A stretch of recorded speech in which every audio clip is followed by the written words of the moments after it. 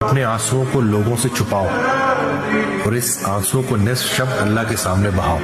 آپ کی صحت میں والدین کی صحت ہے، والدین کی صحت میں آپ کی صحت. سبحان اللہ. آپ بس اپنے آپ کو اس لیے خوش رکھیں.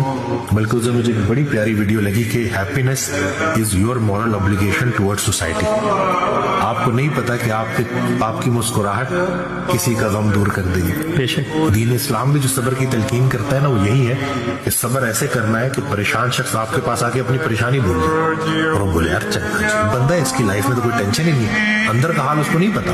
جی. یعنی کہ اپنے آنسوؤں کو لوگوں سے چھپاؤ اور اس آنسوؤں کو نصف شب اللہ کے سامنے بہاؤ، کیونکہ وہ اتنی کریم ذات ہے کہ وہ روتا دیکھ نہیں سکتی اور پھر وہ سرفراز کر دیتی ہے ہماری ٹوٹی پھوٹی زندگی کو. ایز اٹ از قبول ہو جاتی ہے الحمدللہ. اور انشاءاللہ اس ویڈیو سے بہت سارے لوگوں کو گائیڈنس ملے گی انشاءاللہ.